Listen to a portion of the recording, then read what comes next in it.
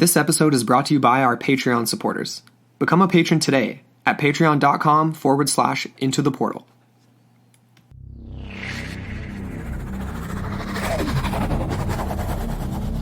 The year 1947 has become synonymous with UFOs in modern culture after the incident at Roswell, New Mexico. But few realize that earlier that year, there was another incident that would truly launch a new era of UFO sightings and reports. 2:15 p.m., June 24th, 1947. Pilot Kenneth Arnold was flying over Washington state en route to Yakima when he noticed something bizarre. Something that would end up being a formative factor in the public's awareness of a very real phenomena starting to take place across the United States. Arnold spotted 9 craft, moving at a high rate of speed and traveling in formation towards Mount Adams.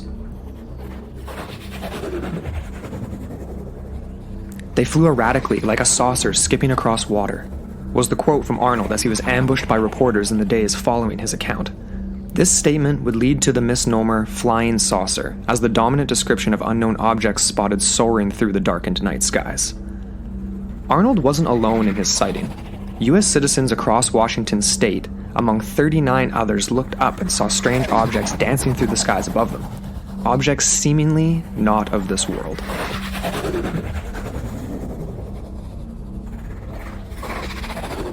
Tonight, Into the Portal investigates one such case.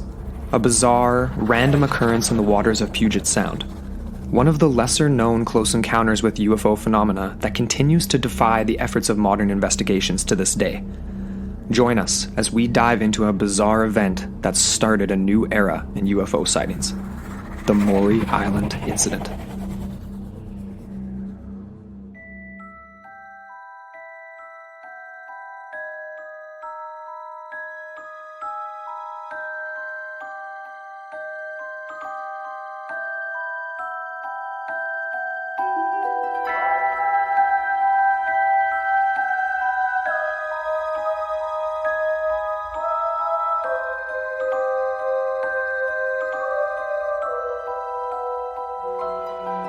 Hello, and welcome back into the portal. I'm Amber Ray. And I'm Andrew McKay. Welcome back, everybody. We are pretty stoked because tonight we are covering our very first UFO incident ever on Into the Portal. Which is kind of crazy because the show is titled Into the Portal. It sounds very outer space. It does, And, very interdimensional, very... Well, we get interdimensional. We've definitely covered that. We do. But yeah, no, I mean, people have been asking us, throwing out ideas for different UFO-related events, abductions, different things like that. And it seems like everybody's really wants that, craving it. You're gung-ho, man. So you're already yawning. Sorry. Hey. Typical. What are you trying to say? Typical. I'm bored by this? I'm definitely not bored by this. How could you possibly be bored by what It we're was a about to little cover? bit of a long drive this afternoon, but we're back in Kelowna. Yeah, we were out in the Kootenays for a wedding, and we had to make a little bit of a trek back, but here we are doing the recording, so Yeah, it's a all good good. weekend, and now we're going to wrap it up with an even funner episode. Yeah, exactly. So, Before we introduce the topic and everything like that, I just wanted to read a review because we have a new one on iTunes, Sweet. which is sweet.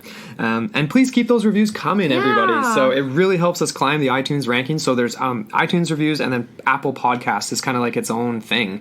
Wherever you can find a place to leave a review, please do. It helps us out so much. And if you do leave one and we don't give you a shout out, send us a message and let us know. Like if you're from some obscure country that we haven't like talked about or checked on iTunes. Yeah, we try and skip around and Please let look us know. at the different countries. Yeah. But you could even do like a screenshot and send to us that way too. Totally. I'd appreciate that. Yeah, because you deserve the shout out and we want to give it to you. So And we definitely know of people that have done reviews and they just haven't showed up. Yeah. So what that the happens heck? too. iTunes. Good heavens. Anyway, so this one's from Jesse Glide 0036. Just a glad. Yeah. So it's a 5-star review. It says, new favorite show. What? That's awesome. Aw. So Canada now has given the U.S. 2 amazing things, Niagara Falls and this show. Great job. Love the stories. Love the one about the North Sentinel people. Wonderful story that I've never heard of. It's relaxing when I can sit on the beach and immerse myself into the story of the week. P.S. I live at the beach. That's awesome. Well, thank you so much, Jesse. Thanks, Jesse. That's awesome. We love it. Yeah, appreciate it. So yeah, keep them coming, guys. Yeah. All right, what are we getting into tonight, Amber? We are getting into a pre-Roswell, I totally biffed that, pre-Roswell account from 1947. This is a classic UFO case that isn't as widely known. I don't think it is not widely known. No. I was unaware of it. And it's strange, too, because it actually occurred in sort of a wave of saucers seen in a bunch of different states over the course of a few weeks. And there's another one that we are going to mention in relation to this guy, but today we are talking about the Maury Island Incident. Yes. Sorry, I did that twice. So, we have a couple different players with this. We got a year, we got a date, we got a location, we got everything we need. So, we're going to start off with essentials. Only the essentials. Yeah, exactly. And then a little bit extra. Yeah. But, okay, so this incident actually took place on June 21st, 1947. And it was in the Puget Sound Bay in Washington.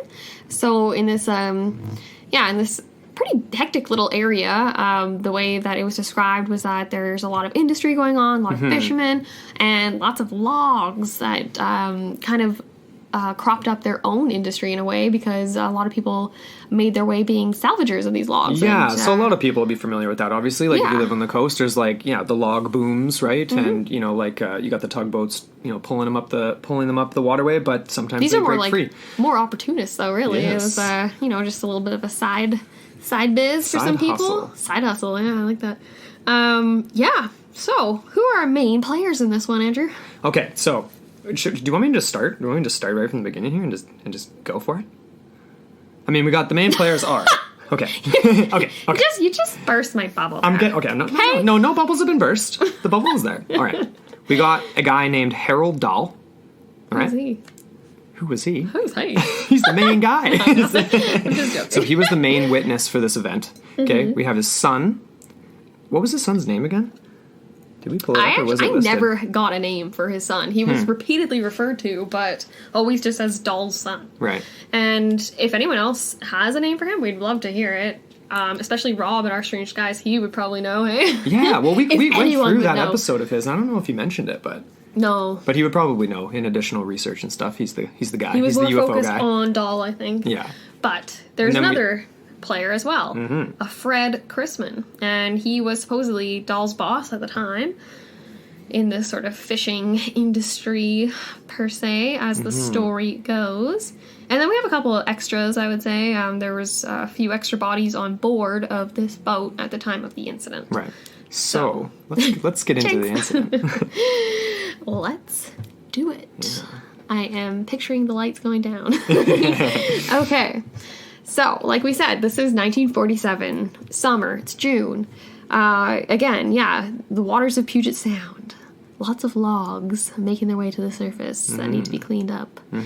And so, yes, Dahl was working on one of these boats, cleaning up these logs, taking them down to the local mill where they could get a small salvage fee. Yeah. And he was on the boat with his son, with his dog as well, which we forgot to mention. And... they were just, minding their own business. Yeah. They were cruising along. It was an afternoon.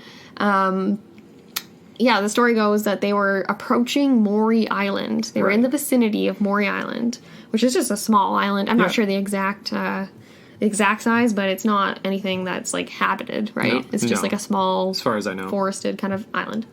Anyways, so, at around 2 in the afternoon, this is actually a quote from the MUFON report. At 2 in the afternoon, Dahl's boat approached the east shore of Maury Island. Maury Island is now attached to Vashon Island by a causeway road and is about 6 miles west of Des Moines, Washington. So Dahl looked in the sky and saw 6 objects floating about 2,000 feet above his ship. The objects were made of some type of reflective metal, donut-shaped, and about 100 feet in diameter. The center holes were about 25 feet in diameter. Dahl said he also saw round portholes, and what he thought he saw was an observation window. Yeah, it says here... Okay, so this is where it starts to get interesting.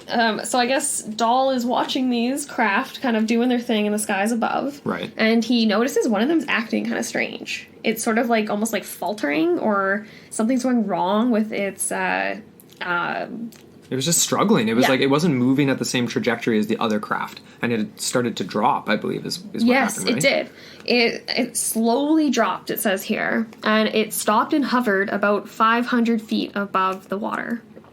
Okay. So Dahl kind of started to get a little freaked out. He wasn't sure what he was witnessing. He wasn't sure if this was an attack or, you know, some sort of hostile scenario. And so he was actually going to take the boat to shore. And he was actually afraid that it was going to even, like, crash into his boat, maybe. Something like that, because it was it was erratic. Dropping down pretty low. Exactly. And I'm not sure if it was, like, right above him or just, like, you know, in the approximate vicinity of where his boat was. Yeah. I'd get pretty nervous, too, to be honest. So, okay, it says here that he did take the boat to shore, and once he was ashore, he actually got several pictures with his camera of these ships. And this lower ship, it was an extended visitation. It was about 5 minutes that Dahl witnessed these things. At that, yeah. Exactly. That's quite a long sighting 5 when you minutes. think about it. Like, that's a long time. Yeah. It's very interesting. And then, supposedly, one of the other ships decided to move down and join the lower ship. And they kind of were, like, rotating around each other. They were almost, it looked like they were communicating or something. And then, out of nowhere, Dahl said he heard a noise of some sort. It was a thud. It was something. Okay. And all of a sudden, thousands of pieces of material come falling from the center of this ship. Just the one, the lowest one, Just the one that was in trouble. Okay, so that's interesting. Bizarre. Just the one. Bizarre. And he describes it as, he thought it was like paper at first, because it was kind of fluttering down. It was like, it was definitely a lot of chunks. It wasn't just one big chunk. It wasn't a liquid per se. Okay. But could have been, like, it was kind of described as maybe, like, having metallic features. Could have been, like, a silvery molten metal that actually cooled and dried midair kind of thing as it was being dropped. Okay. Yeah, so apparently a few of these pieces hit the beach. They hit Dahl's boat. Apparently his dog was killed, and his son experienced a broken arm as a result. Crazy. Which is very bizarre. Well, I guess maybe if it dried midair, then it just smacked him on the arm and broke it. I don't know. I was picturing in my head, like, molten metal, like, coming down and, like, melting his arm off, just like... Anyways, that's my... Well, that is interesting, though. So it starts off with one substance. So it's a lighter colored substance, like you said. You described it almost like a newspaper. It's getting shot out. It's white but that's and not lightweight is how he described it. So that wasn't the thing that was really of disturbance. But then all of a sudden, this dark stuff just gets fired out. Like, it is coming down at a great rate of speed. Exactly. He said it was close to like 20 tons. It was a lot. That's a lot. A lot of metal. Okay, so essentially, the description was that it was almost liquid-like, but that it was obviously solidifying as it was falling. Almost like he compared it to lava or something. Right. And essentially, it hit the water, and it was so hot that steam actually erupted from it. And several pieces happened to land on his boat, like I mentioned. And, Crazy. I guess his boat experienced some damage to some extent. Well, yes, it did. Yeah. And obviously, the dog. It's always the freaking dog, man. Yeah, they had a burial at sea for the poor I don't dog. understand that. Like, was it that bad that you have to just really just get rid of it right away? Well, like, wouldn't you want to take some pictures of that as well and have it as evidence? That's a good point, actually. Like, that to me is just weird. Yeah, that is a really good point. Yeah. So, anyways. Interesting. It is also 1947. So, I don't know. But he's got a camera on him, you know? That's true, too. I don't know. Polaroid. One of the earlier Polaroids that would have been most likely, I suppose. Mm-hmm. Interesting. Okay. So the story continues on here. Apparently, after all of this material is dropped out of the ship, it seems to recover its own sort of integrity and just kind of soars away. Yeah, like it was having an issue and just needed to get rid of some stuff. Space garbage. Lighten the load a little bit. So to speak. You always feel better after you... Well, I mean, yeah. So, anyways, I guess Dahl actually tried to radio for help at one point, but he found there was interference. It wasn't working. So, again, that's very common, right, with these types of scenarios. Yeah, radio and just not one thing working. that I was thinking to myself, like, why the heck, like, how is his camera working then? Like, you know, because you usually get a lot of that sort of interference as well. And there was, after they went and actually developed the negatives, apparently, these were lost in the shuffle, supposedly, but these printed photos actually did reveal images of ships. Right. And the negatives themselves had some degree of damage that seemed to be caused by radiation of some sort. Right. And the photos themselves as well. They were, like, spotty, is kind of how it was described. But Bizarre. Okay, so very let's just recount where we're at. Oh, here. okay. So we have Harold Dahl, his son, and 2 crewmen on a boat in Puget Sound. They're collecting logs. Mm-hmm. They're out there on a regular routine day, and they spot 6 bizarre craft around 2,000 feet above their ship, or in the vicinity above their ship. Starting to get a little bit concerned because one of them drops down to around 500 feet, is clearly struggling to stay in the air. And another comes down and tries to assist it a little bit, I believe is one of the accounts, not in this MUFON file. no, yeah. Oh, was that? Sorry. Yeah, right? Okay, It sorry. says here Just the one, though, right? The lower ship stayed in its position for about 5 minutes, and the others were like circling above, and then one of the came ships down. left Okay, the good. Yeah, formation right. Okay, and cool. touched the lower ship. Almost like it was trying to nudge it back into proper, positioning in the air or something like that. That's strange, eh? Mm-hmm. Anyway. It's more than a little strange, and it does actually remind me of another UFO case that we are going to be covering in a Patreon episode for this next month. So Very we're cool. going to get into that later on, but just Here a we little go, into tidbit the there. portal, getting into some more I'm just UFOs. throwing out a little fish and lure there. There you go. And yeah, so from there, getting a little bit concerned, starts to take the boat closer to shore when this lighter colored landed paper the boat. stuff, right, being shot out of the center of these donut-shaped craft. Bizarre, right? So they've got like a hollow center. I got to do a shout out to Rob. I mean, we already have, but I got to do a shout out to Rob Christofferson because his whole thing with UFOs, it was a little while ago, but he's like, he's comparing them to breakfast foods. It makes sense. He's like, okay, we got the discs are like pancakes. You got The rod-shaped sausages. Yeah, they're like sausages. Like these ones are donuts. I mean, donut, breakfast food, arguable, but still. And then you've got the other craft that Kenneth Arnold, who is a very important player in this story, saw later, that were almost like a half disc. It's almost like a slice of cantaloupe or something like that, Rob. There you go. Yeah. Anyway. So Or an orange slice. There you go. So he made kind of a funny point that a lot of these sightings, especially the earlier ones, are kind of akin to a lot of Breakfast items. Oh, Rob. But I love that. Yeah, me He's got too. such an awesome perspective. Totally. On these things. Very unique. Yeah. So we ended Okay. up with the pictures. So that's Yeah, what, so he ends up with some pictures. He tries to radio for help, doesn't get anywhere with that. And so he ends up going back to his boss, Fred Chrisman, which we mentioned at the top of this episode. Mm-hmm. And apparently this is when they get into they develop these photos that he took. And Chrisman says, like, he didn't really believe Dahl's story, but he wanted to, give him the benefit of the doubt. So he went back. He went back to Maury Island. He wanted to collect some of these samples. And you know what's interesting? what? He had his own sighting when he was there. Really? So apparently, one of the ships, just one though, so we don't get the whole 6, we just get one. It appeared overhead as he was collecting some of this material on the beach. And it had some sort of weird cognizance to it. It seemed as if it was like watching him, is how he described it. Even though he doesn't describe any more detail to it other than the fact that it was kind of He just hovering. like felt like he was being watched by something significant. Mm-hmm. That's eerie. Creepy, right? I mean, because it says here in the report, like, he did not believe Dahl, but then when he went out to collect these things, then he ends up feeling like he's being watched and seeing that other craft. Exactly. Yeah, I mean, we'll get into some ideas on all this, obviously, closer to the end, but it's just, like, first thing that makes me think of is, like, why would a ship that's ejected something that's clearly needed to be done in order for it to keep flying have one of them come back just to, like, make sure, just to see if anyone was, like, looking at it? Is anyone investigating? Like, it just seems kind of almost It's like almost like a weird sort of like... self-conscious extraterrestrials. Yeah, like. that's exactly what I was going to say. It's almost like he's embarrassed. He's like, oh, I forgot to come back with a little poop scoop or something. Yeah, well, I mean, yeah, it's strange. Yeah, it is very odd. So, there we go. We get, like, this is the main impetus of the incident. Right. So, from there, from- the story gets pretty interesting. Yeah. So, what was the actual... So, from there, they reported it. Who did they actually report this to at the very beginning? Because it doesn't say... It's unclear, like, from the first day, if they called anyone, like, that day. Well, okay, this is an interesting thing. Oh, okay. So, if they're in this busy sound, like Puget Sound, no one else saw it? You don't get any newspaper stories. You don't get any local media press or anything. All you get is them, the two of them, Chrisman and Dahl, reaching out to Ray Palmer, who at the time he had this magazine called Amazing Stories. Right. And that later turned into Fate magazine. He was the founder.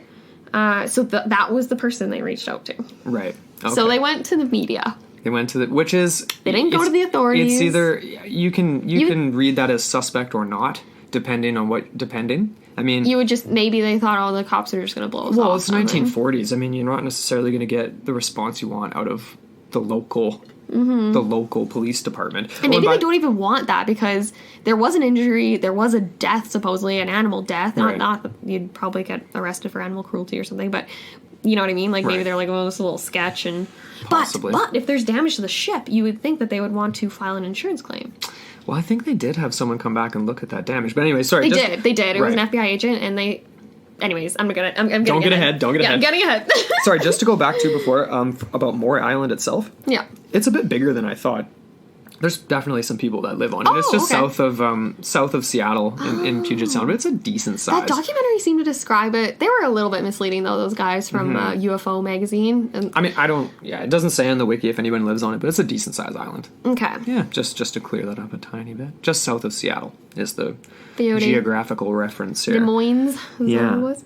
Okay, so we skipped ahead to the sending this story to Ray Palmer, but essentially in the report that we're looking into right now For MUFON.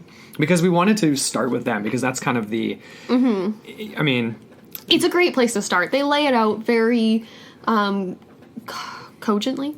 Is Yeah. that the word I'm looking for? Yeah, it's very nicely laid out. It's easy to understand, and really, like, there's a lot of info to go through on this. So Definitely. it's going to be up on our resources. If anyone wants to pull it up as they're listening and take a little peek, I would suggest that. Yeah, because, I think so too. It doesn't so hurt. what happened next gets even weirder. So Yes. what we have with this story is, for all intents and purposes, the very first Men in Black incident. Yeah. Okay? So supposedly, then the following day, Harold Dahl had a guy show up at his house in a all-black suit, driving a black-on-black Lincoln, I believe is what it was described as. I think it was, yeah. And essentially the quintessential Men in Black get-up, right? Yep. So he didn't describe him as being, like, weird, like a weird skin tone or anything. No, or having strange mannerisms, other than the fact that he was kind of, like, off-putting. Yeah, like, so he shows up and he invites Dahl to breakfast. Now, supposedly Dahl didn't think that much of it. He didn't even know at the time that it had to do with his sighting. He supposedly thought that, or apparently thought that this could have just been another, like, competitor in the industry trying to poach him, or like in or something having to do with it. Yeah, in the salvage industry, because apparently that had happened before, where he'd had people approach him to either, whatever, get pulled one way or the other. I don't know about the salvage industry in 1947 in Puget Sound, but Sketchy, man. They're meeting in back alleys, dark corners, underneath some boats and bars after they're closed. oh yeah. Yeah, Gotta get all those- down by the docks. Yeah, clandestine log retrieval. Yeah, it's pretty intense. Anyway, but it's just funny though. So we're back to breakfast, Rob. So he invites Dahl to breakfast. So he follows him in his car. So Dahl follows this strange man in his black-on-black Lincoln. Oh, sorry, it's a Buick. Of course it's a Buick. I'm pretty sure isn't that all GM? Same brand. Probably. Yeah. Anyway, while they ate, the stranger apparently asked absolutely no questions. He for the first part of sitting there with Dahl, he didn't even say anything. It was very awkward. He was just sitting. And instead of asking any questions, eventually he started talking to him and just insisted to tell him about the account. He basically described exactly what had happened to Dahl the day before. Mm-hmm. And he warned him in a very sort of subtle way, or well, not so subtle necessarily. I mean, read between the lines. He basically threatened him, saying, "Don't talk about this." Very typical Men in Black type of situation, right? My question is, why take him out for breakfast to say that? Couldn't you just say that at the front door? Normally with Men in Black, they just kind of try to invite themselves in. Yeah, this was like maybe with the Men in Black when they started off a little bit nicer. They're like, "Yeah, we'll take you to IHOP," and then normal, and then they just got tired of that, and they got tired of it, and they just started barging into people's houses and stuff. But that's strange. So kind of who is this? Who is this person? What branch of the government does he work for, if he does? I'm curious to know, because, like, this account is pretty vague. I'm curious to know if the stranger ever introduced himself or did give an identity of any sort, right? Like, you would think in order for Dahl to follow him in his car and go to a restaurant like that, he would want a little bit more information about what this guy's after. I guess, but it's like, we don't know Dahl, really. Like, True. he could have just shown up and said... He looked like a simple guy. He could have just shown up and said, I have a proposition for you, get in the car. Sure. Or follow me to this restaurant. That's it. Yeah. And that's totally possible. why would you not? I mean, I'd be curious. So, anyway, but that's how that went down. And then, following that, is what you already mentioned there before. Do you want to pick that up from Ray Palmer? Yeah. Okay, so this is after Men in Black. They sent Dahl and Chrisman together. They sent a package to this publisher named Ray Palmer, who was in Chicago at the time. And this was about a year or two before Palmer founded Fate magazine. Right. But, so he did have this one magazine already called Amazing Stories, and that actually factors into an interesting tidbit about Chrisman that we're going to get into in a little bit. Right. But they didn't just send a package with the story. But they actually sent the physical. They did, yeah, exactly. So it was metal fragments, a box of them, and statements about what happened during the incident. So I'm curious I wonder how much detail they included too. But it was enough, obviously, that Palmer decided to contact Kenneth Arnold. Right. So this was an individual who had begun their own investigation into UFOs. Definitely were like a household name in that sort of in that industry. I mean, not for very long, but he had just recently kind of come into that and was known for being the sort of what's the word I'm looking for? Like the main UFO researcher, so to speak. Exactly. The preeminent UFO researcher. But this is interesting because literally 3 days after Dahl has this sighting, Palmer had his own sighting at Mount Rainier. Arnold. Sorry, you said Palmer. Oh, sorry, Palmer. No, sorry. Kenneth Arnold had his own sighting. Yes. At Mount Rainier. Right. Mm-hmm. And that was a really cool one. And for the full scoop on that one, I would recommend going and checking out Rob's episode on 1947 UFOs. Mm-hmm. But we'll just touch on it briefly here now. Yeah. Do you want to take that one? Andrew's like, oh shit. Okay, well, I am sort of confused here a tiny bit because there was his sighting before. Like, there was a Mount Rainier sighting, but then when he was actually... Was this the one where it was the 9 craft? Is that correct? Mm-hmm. Okay, so... Yeah, because Arnold had 2 sightings in this sort of time period, right, and that's why the first one was Mount Rainier, where he witnessed... right. Yeah. Okay, so essentially for this incident with Arnold, he was a civilian pilot, but he knew a lot of kind of higher up people, so he would be asked to do certain things for them. I think he was it wasn't like a reconnaissance mission, but he was heading to Tacoma, Washington for a certain reason. It wasn't just a joy flight. He was going to do something. I can't remember exactly what it was. That's not that important, but anyway, he wasn't a military guy. He was a civilian pilot. I just think that's an important distinction to make. Right. But anyway, so he's flying to Tacoma when he sees 9 objects off of his left wing, I believe it was. And they're at a pretty good clip away, but they were traveling really fast. Mm-hmm. And he basically described them as not as discs, but they were like, he drew a picture of it afterwards, and they were almost like, they look like when Batman would like throw like his like bat and ninja star thing in like the comics. It's like a half disc kind of looking type thing is like how he drew it. And that's where you get that misconception, right? Because he told reporters what he described was like, they were like discs skipping across water. Right. And that was totally misquoted, and they said it was a flying saucer. So, okay, and this, again, I'm just going to touch on this because for our Patreon episode this month, we're going to be covering another UFO case that is actually a Canadian UFO case. And it has a lot of similarities in the way that the craft moved. In this one, it bobbed. And so Kenneth Arnold's description of what he saw closely resembles that, right? Right. Like something skipping over water, that's a bobbing motion, right? You're going doop, doop, doop. Yeah. So again, that's another connection to, should I say it? Yep. Charlie Red Star. Charlie Red Star. Mm-hmm. So, anyways, Yeah, so he sees 9 craft, and he at first he thought that it was like military. He thought that they were fighter jets in formation, but then he realized very quickly that it couldn't possibly be because he counted the time between Mount Rainier and Mount Adams, and they traveled so quickly between those 2 peaks that there was no way it could have been a regular military. It was like craft. Under 3 minutes or 5 minutes. It was like.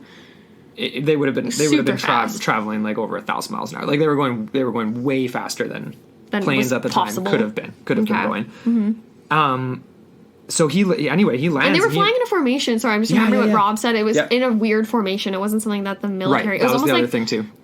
It was like how geese fly or something, or it was something like that. I remember Rob describing it, and again, like I said, just go listen to his episode. Yeah, Our awesome. Strange Skies, just to be clear. He is kind of the UFO... He's your UFO guy. He is. He's our UFO guy. We love him for it. Yeah. Huge source of information, just in general, like when we're getting into paranormal topics that have anything to do with UFOs. And obviously for this episode, he was... a deciding factor. Yeah, exactly. Yeah, he definitely helped clear some stuff up for me. But, anyways, take a quick listen to this.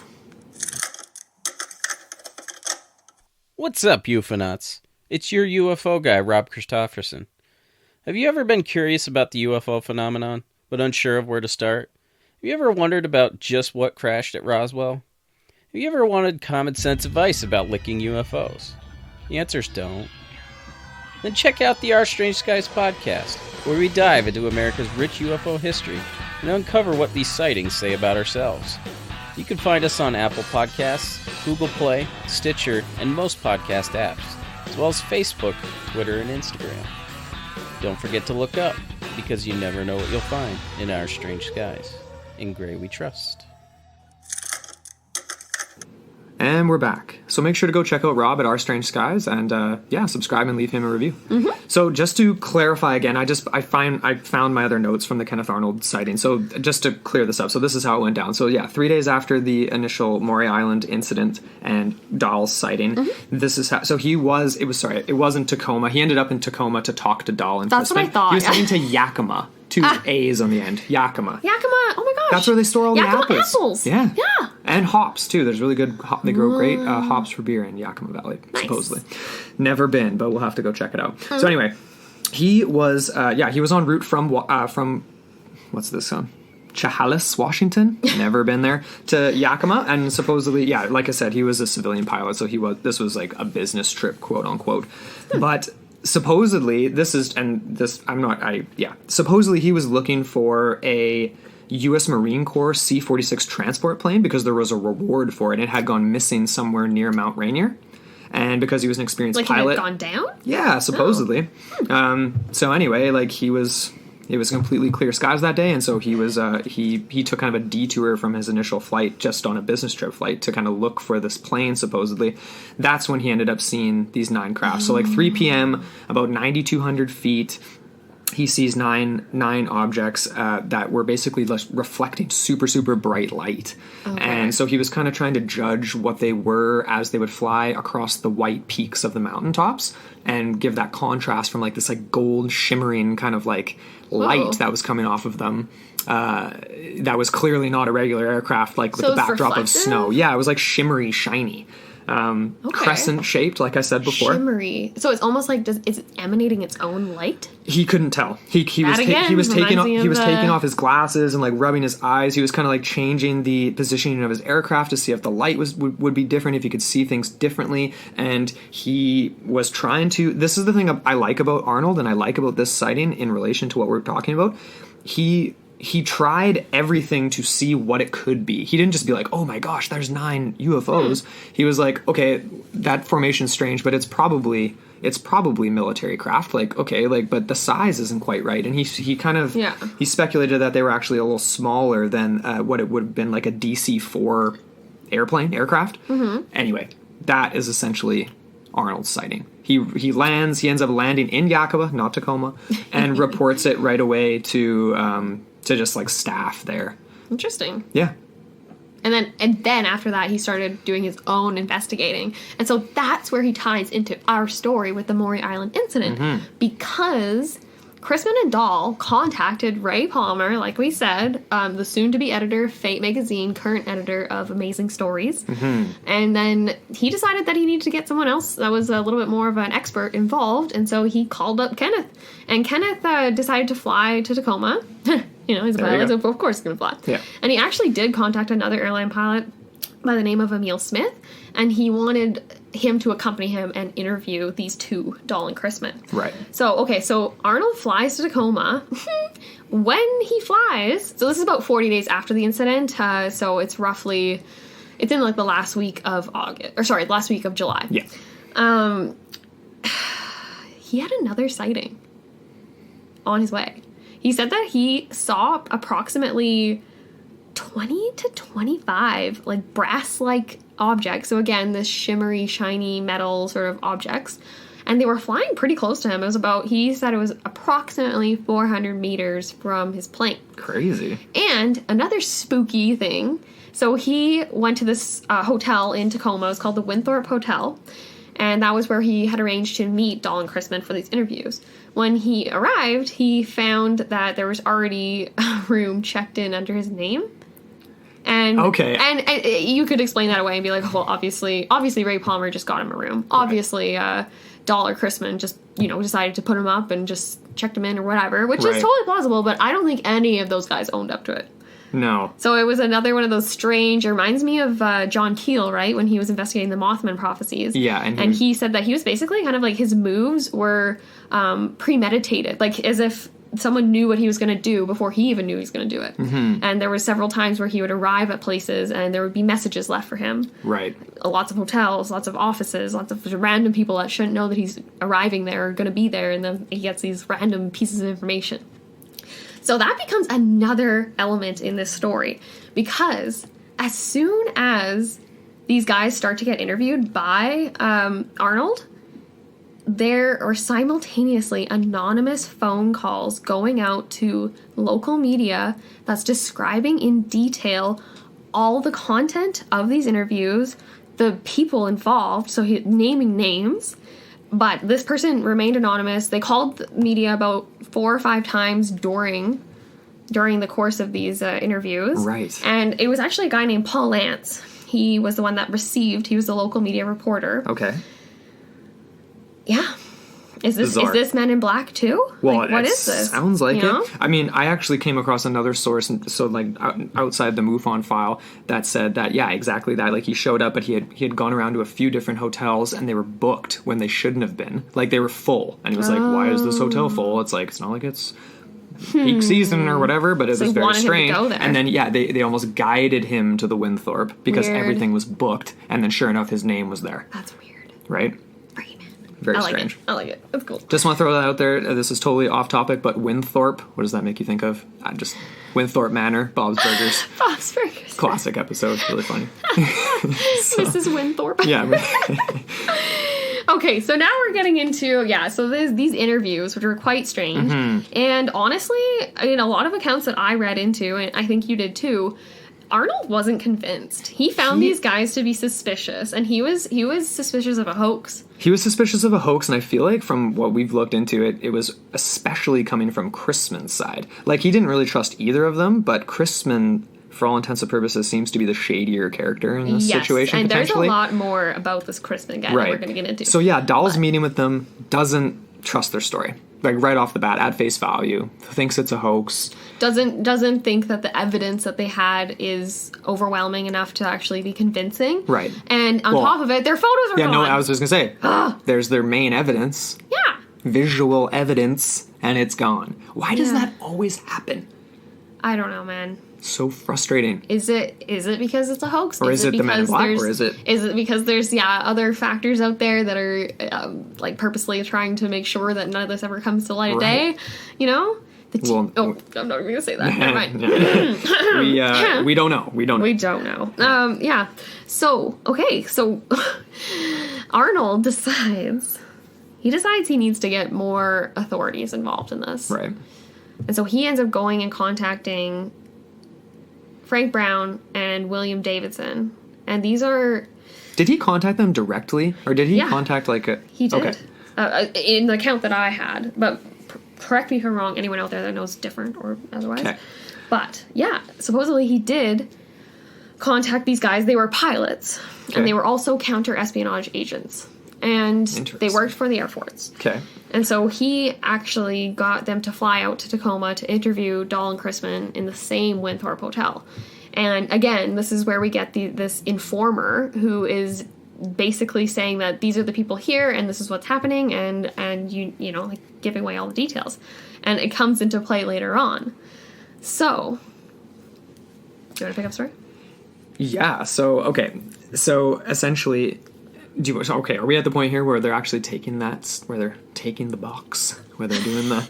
They're taking the box! Well, yeah, because they do stay for a day. I think they flew out on July 31st, and they end up flying back to they're going not to the Davidson Air Force Base. They're going to some Air Force Base. Anyways. Hamilton. Right. Okay, so yeah, right, so... Okay, so basically they meet with these guys. They're too not really sure what to make of this. Like they you know, they Arnold do take wants the to. evidence. They take the evidence. They think maybe there's something here, but likely not. Is essentially essentially what they think. But they end up, they take this supposed evidence anyway, which was this black slag-like material that they had retrieved from the beach, which was the second stage of stuff being shot out of the donut. The middle of one of these craft. Right.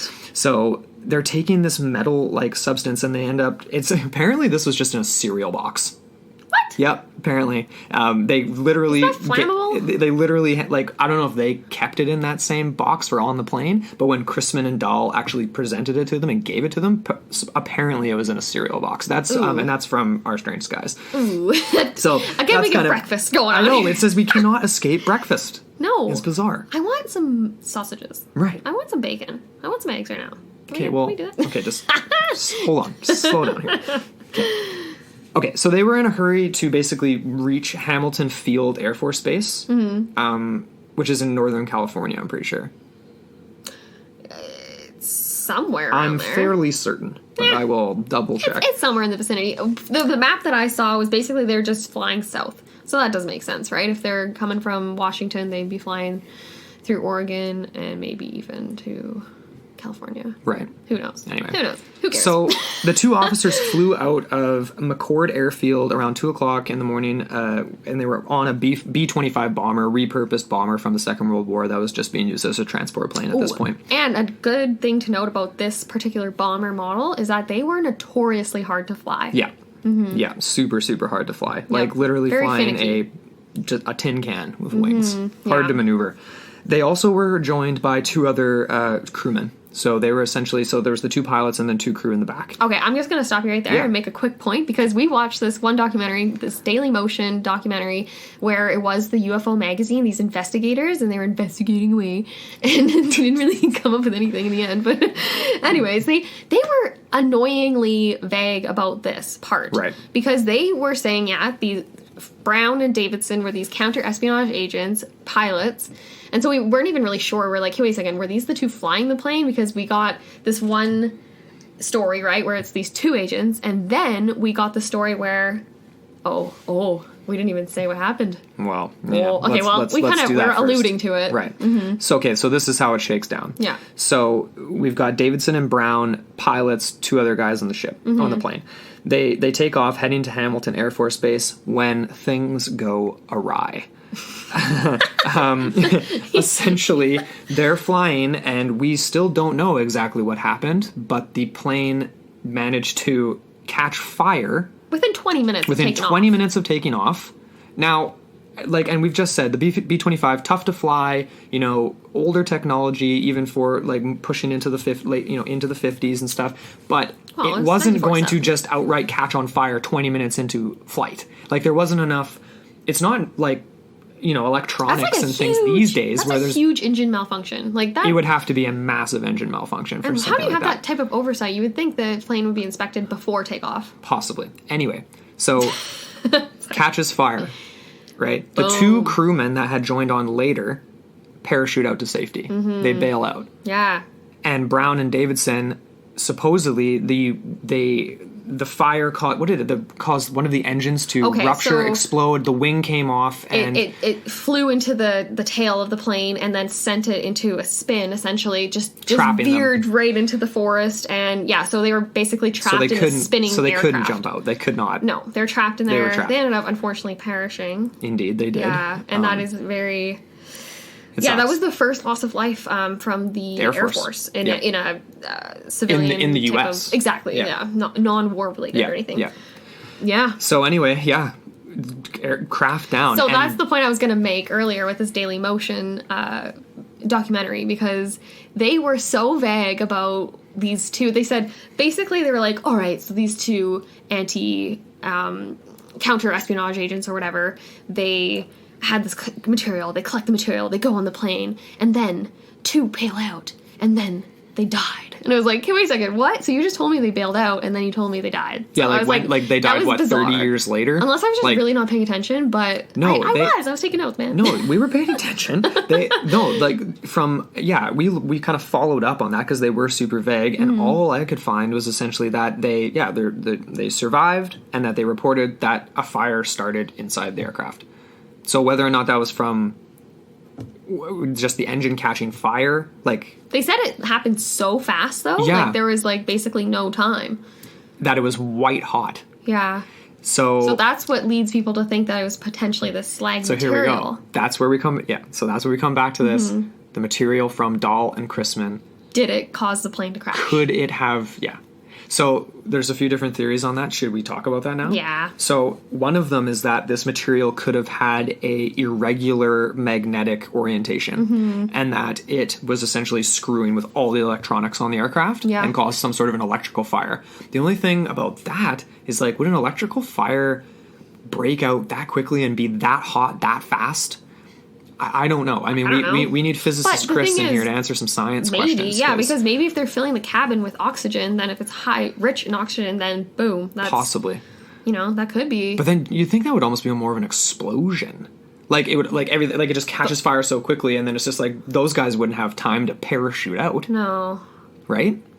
So it's almost like there's another angle, too, that we never talked about before we started recording, because we don't have details on these two. Who were they? Was this some sort of sabotage? Supposedly they were dead by the time the Daily Motion documentary crew was out investigating. Right. Well, that was in, the early 2000s or something. Exactly. Yeah. So all the main players were dead by then. Which is kind of funny, right? Because they're going out to this crash site and being like, okay, we're going to take soil samples and see what we can find. It's over 60 years later. Are you trying to tell me it hasn't rained in the last... 60 plus years, 70 years, you know what I mean? Come on. You're not going to find anything from that. They did find what they thought was metal from the craft, supposedly. Yeah, maybe. Because the crash was so violent that it sent debris, the crash field was massive. It was over a mile wide. Here's the other thing we should make a point of about the crash that we haven't yet.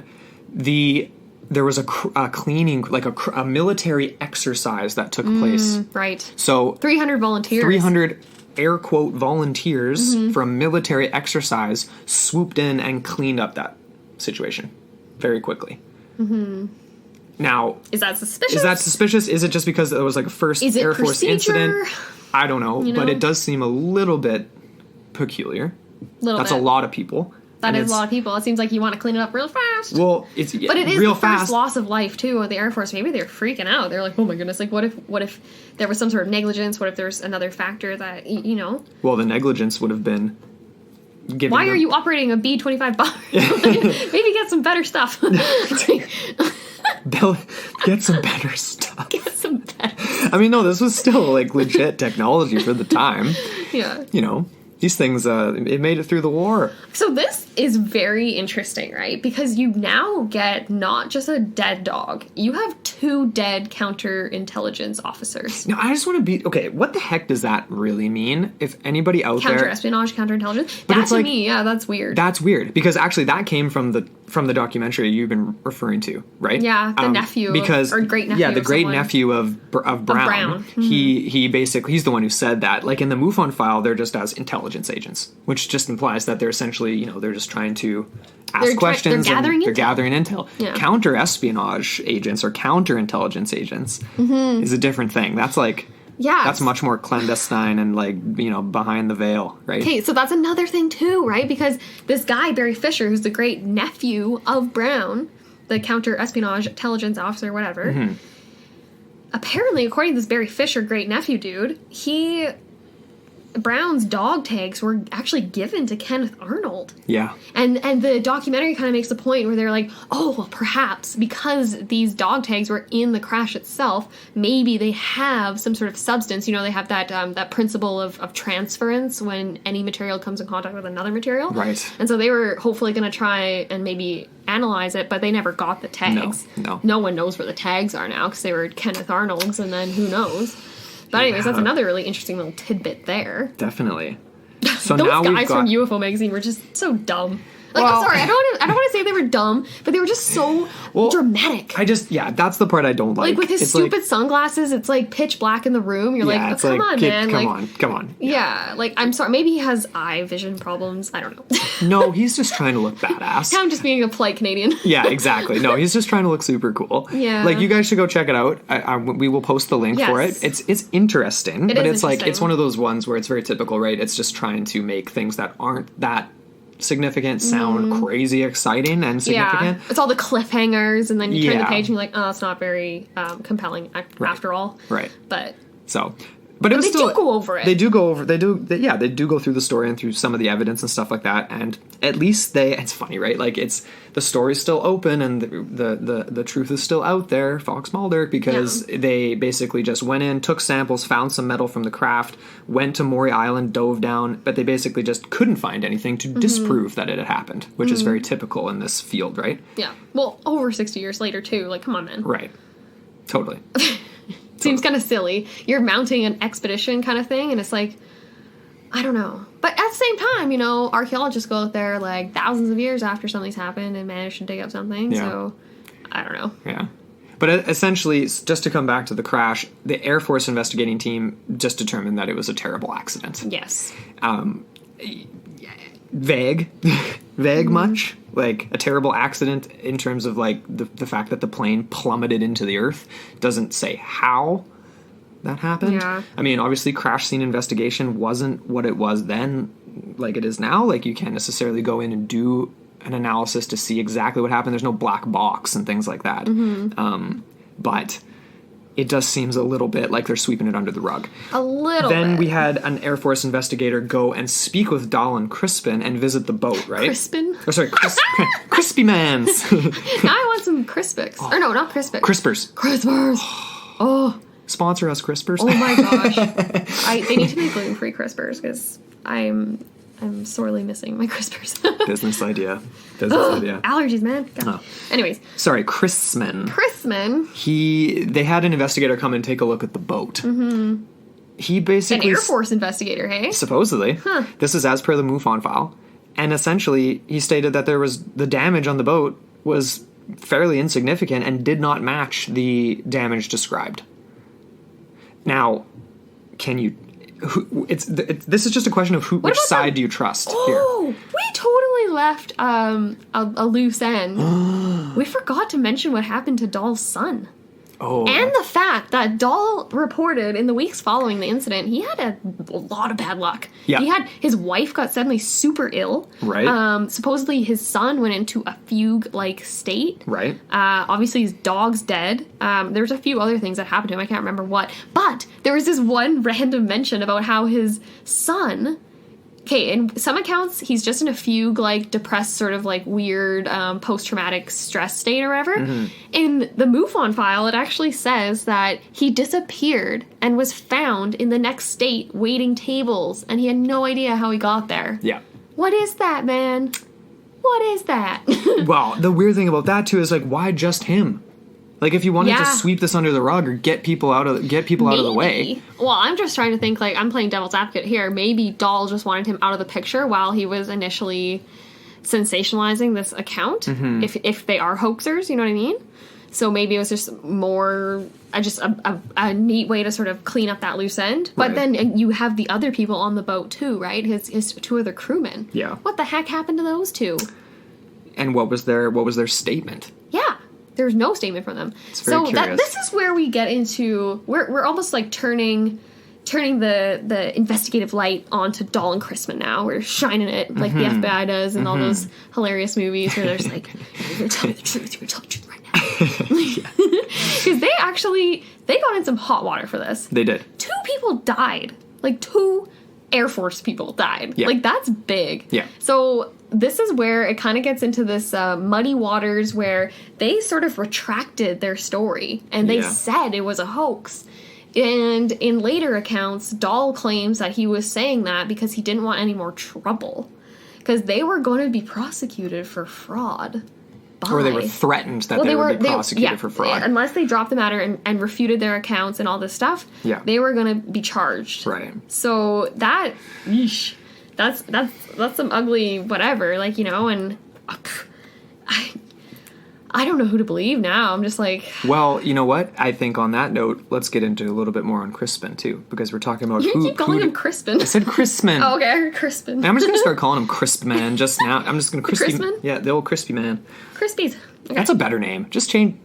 Just change Put a P in there. Come on, buddy. Just change it, please. Get it together. He's dead, man. He can't even defend himself. He died in 1975. And, okay, so let's go into that, because...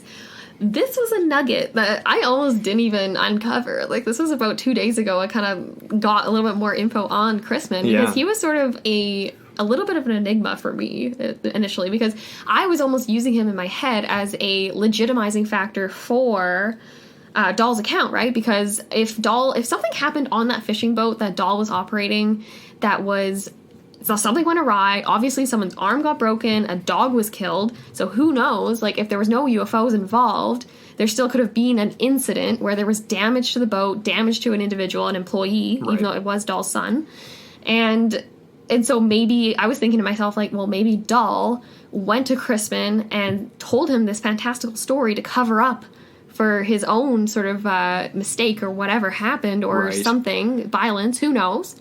Maybe he broke his own son's arm. I don't know. Maybe he's that kind of guy. I don't know who this guy was. I'm not going to say he was abusive, but... Broke his son's arm and then wiped his memory. But what's more likely? Come on, like UFOs descending out of the sky, or you getting angry at your son for whatever reason and accidentally breaking his arm.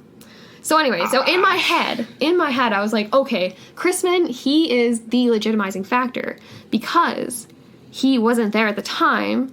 And Dahl relates the story to him, and then he ends up not really believing him at first, goes out to Maury Island, and has his own sort of encounter. Right. So that, to me, was like, whoa, okay, so that adds a layer of legitimacy. But dig into Crispin a little bit, and you get some weird stuff. You do indeed. I think the most interesting part was his connection to the Amazing Stories guy, Ray Palmer, the founder of that magazine and publisher. So apparently, before all of this happened, years ago, Crispin was in the war. It was World War II. He was serving overseas. And he had this story. He had a story that he basically fought his way out of a subterranean cave or tunnel network or something. And he was battling subterranean creatures. Oh, what? The whole time. And then he escaped from it. He wrote the story. He sent it into Amazing Stories to this guy, Ray Palmer. Okay. And Ray Palmer published it. And so maybe that was why he contacted Ray again after this Maury Island incident, because he already had been in contact with him and knew that this would be a appropriate channel to sort of get the information out. Right. On the flip side, Crispin was never... I actually looked into just the wiki on him, Wikipedia, whatever. He is described as an author, a purveyor of a lot. He's like the nexus of a lot of conspiracies. Yep. And he was not once described as a fisherman. No. Or anything having to do with anything like that. Right? He was a purveyor of hoaxes, is how a lot of people Exactly. People that look into and research hoaxes and all this kind of stuff will definitely say that he is an interesting bird, and he is involved in a lot, including none other than the infamous JFK assassination. He's implicated in that. He is. Fascinating. Okay, so let's get into this. Let me pull up my notes here. Oh, did I even write it down? I don't think I did. But I kind of remembered anyway. That's okay. Go for it. Okay, so he was supposedly one of the three, I'm going to call it the Three Stooges because I can't remember the exact name, but it was the three that were led away in handcuffs and were filmed by reporters and photographed quite extensively in the days after the JFK assassination. And then he was actually subpoenaed by one of the main investigators for the Clay Shaw trial. Bizarre. So the Clay Shaw trial, that was like backpacking to the left, right? Right, yeah. So anyways, that was like the major trial Right. that happened in regards to the JFK assassination. And so he was called to testify. Why? What was his role in that? And it was very vague. Like, I'm sure we could dig up more nuggets on him, but that's a rabbit hole and a half, though. Like, we should, though, because that's bizarre. It really is. And it only gets weirder. So obviously he's got connections to, what's his name? Palmer, like I mentioned, this Amazing Stories guy. Okay, I'll pull it up here. So this is just the Wikipedia for Fred Crispin story. Okay, so he was one of the three tramps, allegedly employed by a secret government agency, maybe the CIA, maybe something else. Okay. So apparently he could have been like a patsy or something similar to that. Right. He also apparently wrote a book, so that was just another thing that alluded to him being an author.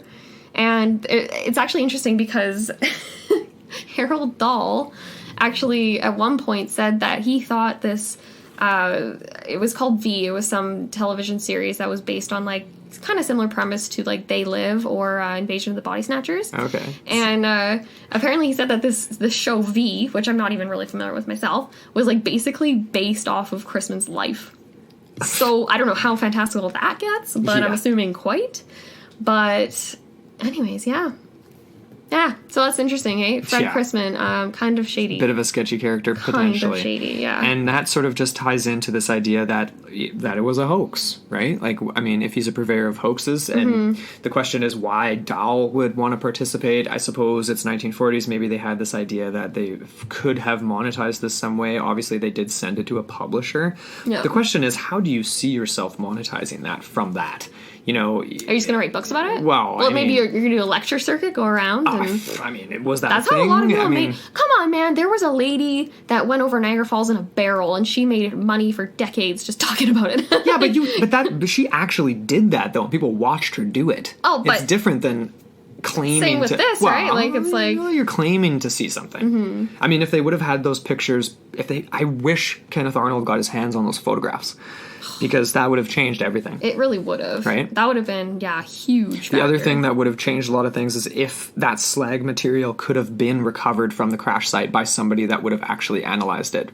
Clearly, if there was something to be recovered, it was recovered and taken away and covered up from that. Or it was just not incinerated or well, but a lot of the arguments from the Air Force and from investigators was that it was simply just leftover slag material from the nearby, whatever it's called. Yeah, nearby smelter. A smelter, right? Yeah. Smelting plant. The interesting thing, though, about the hoax thing, like we said before, like you mentioned it, like Dahl, basically, his life was turning to crap. Like, he had a lot of bad things happen to him, and he essentially just agreed to say that it was a hoax. Yeah. He didn't actually think it was a hoax.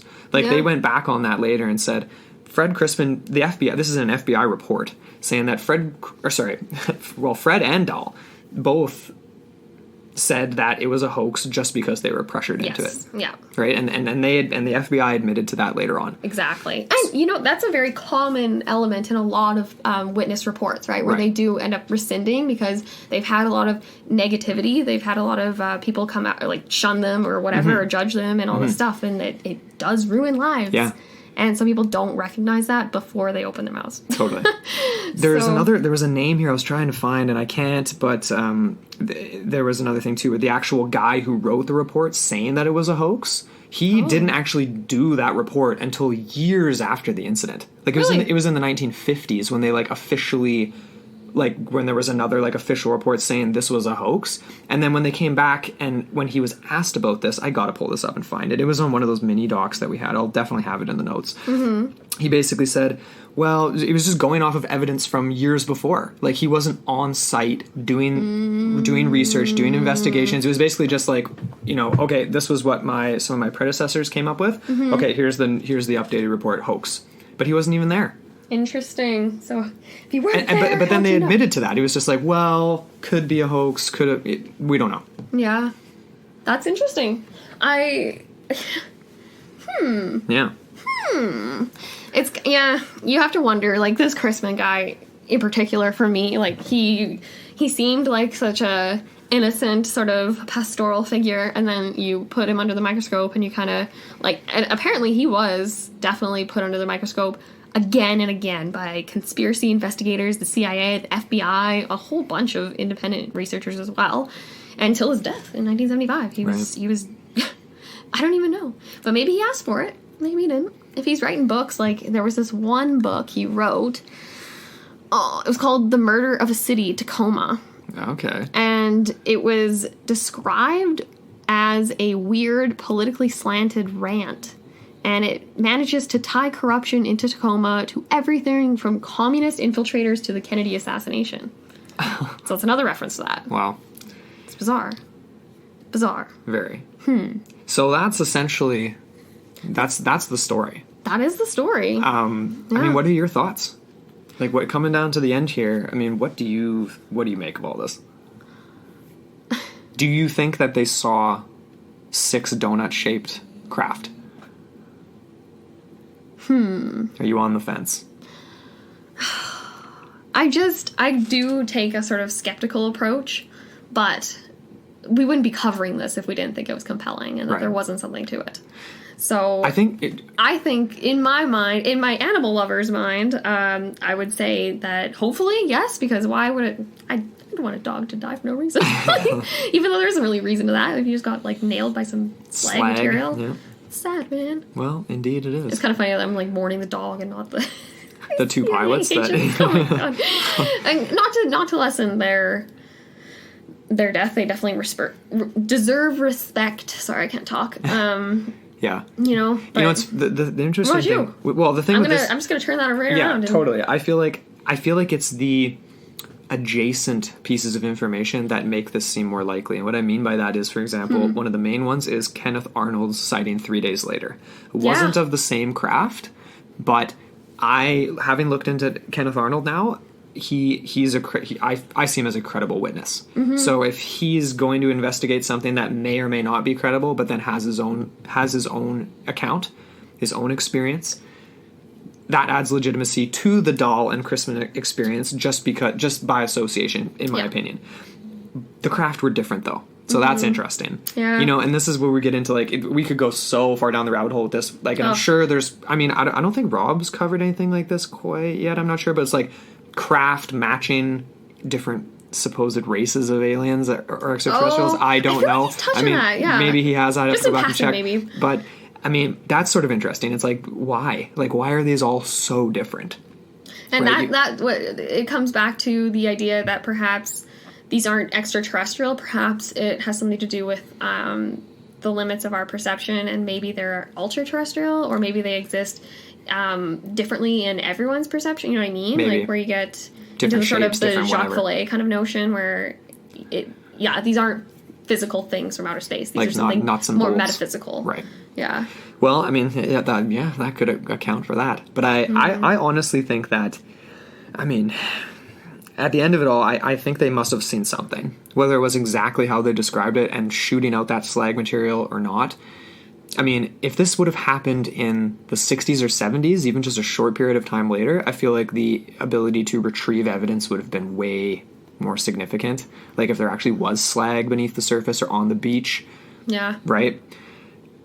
I mean, it's just bizarre. I mean, the plane crash definitely adds to it too, because it's like, okay, sure, there could have been a malfunction. It could have just been a tragic incident. That was the very first ever in the United States, which is just very coincidental and very, Within 20 very minutes of takeoff. suspicious. Okay, it's like the first ever Air Force crash in the U.S., and it just happens to be in association with a supposed UFO sighting and a strange material being taken on board. Yeah. That seems a lot of fishy. strange coincidences. Very much so. I definitely, I want to believe that there was something in the skies over Puget Sound that day and in the days following. You know what we should look into, actually, and we didn't have the time this week, but because Puget Sound crosses borders, right? So it's like, so part of Lower Victoria is still in that same area, or Lower Vancouver Island. I wonder if there was any Canadian sightings of similar craft. I mean, obviously there's a ton of West Coast Canadian UFO sightings, but this was the first that I'd ever heard that it was the straight donut shape, like hollow in the middle. That's weird. Very strange. And I can picture it in two different ways in my head. I can almost picture it as, like, exactly that, where it's a donut where you can actually see the sky going through it. Right. And I'm also picturing it where it has the dome top and it has, like, an opening, right? Yeah. So it's almost like can, like, slide open or close kind of thing. And then there would be, like, something coming out from... Because I think that makes more sense, just to get right? into a little bit more of, like, Charlie Red Star, we're not going to talk too much about that because we are doing a Patreon bonus episode for it. And so if you guys aren't on Patreon, you should join our little community. It's so much fun. Yeah, at the $5 level, you can get a mini-sode, an extra mini-sode every month, so it's really cool. Well, we just really don't want to do, like, we don't want to bring in a bunch of ads on the show. We really just want to keep the show free and keep doing it. So everything helps. So go check out what we have to offer. Exactly. So just in reference to Charlie Red Star, though.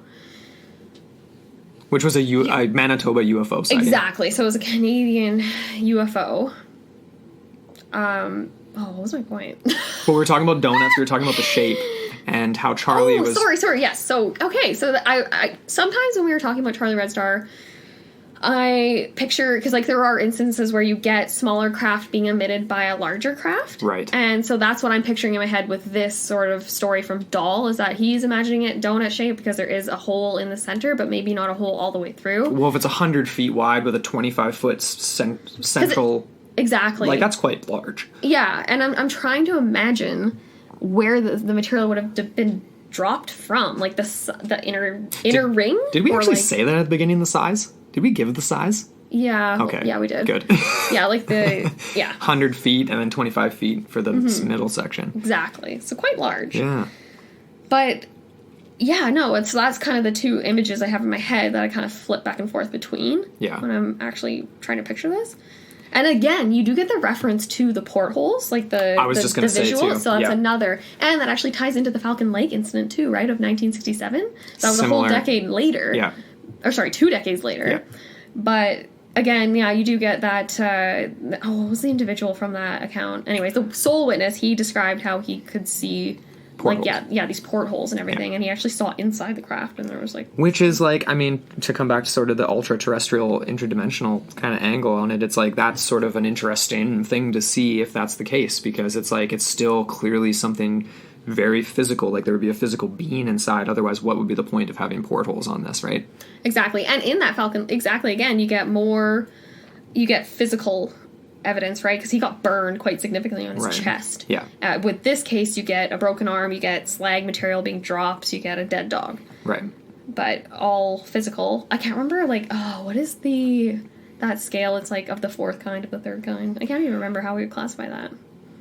This incident, well, if they got hit with an object ejected from a craft, wouldn't that be... It wasn't like face-to-face with an alien, but it was with a craft. Right. I don't know. Is it the fourth kind, fifth kind?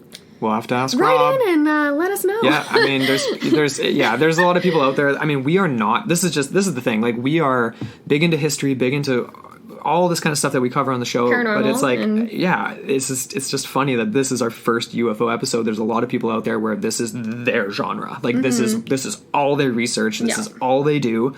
And when we were chatting with some of our listeners on Facebook and stuff, or when I was like, what's your favorite UFO incident in general? And I would get a response that's like, well, it depends if it's like, this level or this level or this level, and like all these crazy details and stuff. And it's like, okay, that's super, super important, but it's like, that's a whole other level, man. That's a whole other level, and this is why we're starting with this incident. Again, you do get quite a significant wave of UFO sightings, including the Mount Rainier with Kenneth Arnold and all this stuff.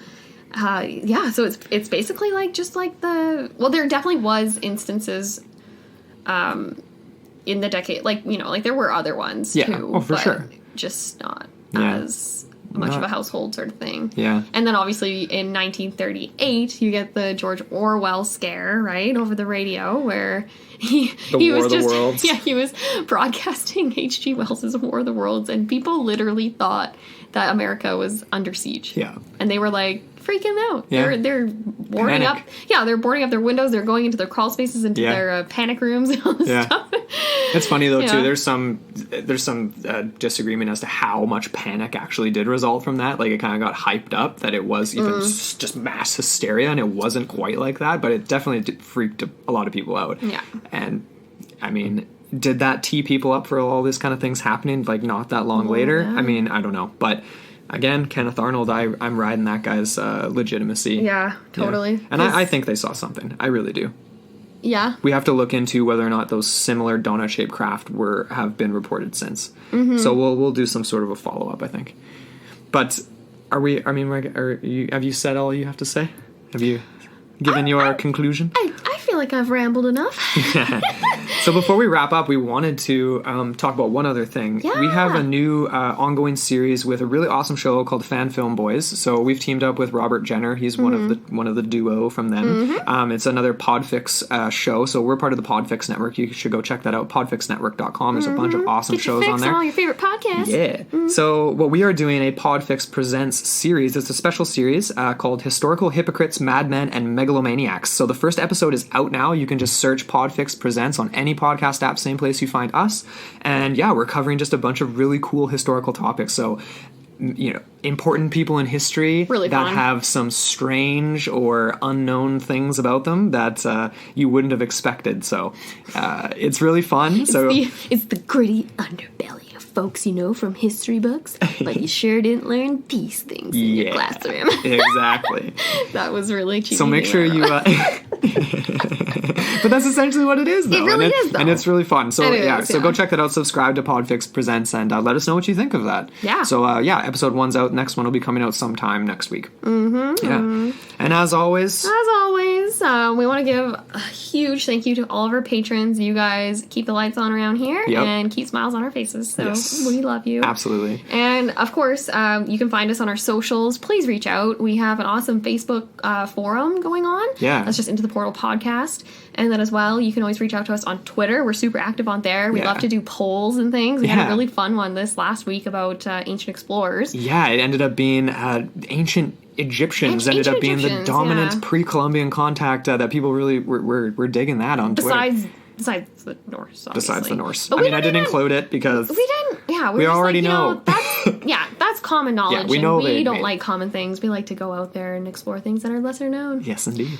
So with socials, we're on there at Into the Portal 1. Yeah, at Into the Portal 1 on Twitter and at Into the Portal Podcast on Instagram. So come follow us on there and check us out. And just you can chat with us anytime. We love getting DMs and all that kind of stuff. Totes. So anyway, thank you so much for listening to our very first UFO episode on Into the Portal. Yes. And we will be back next week. Mm-hmm.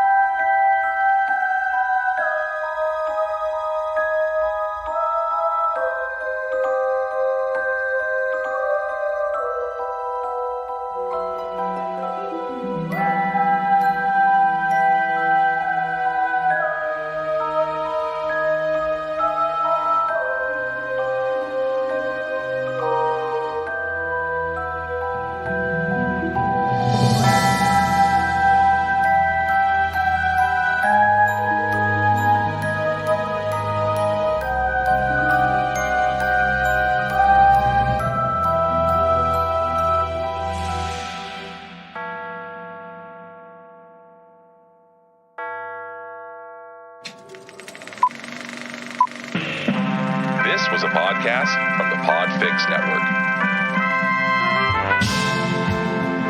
You can check out more shows like it at podfixnetwork.com.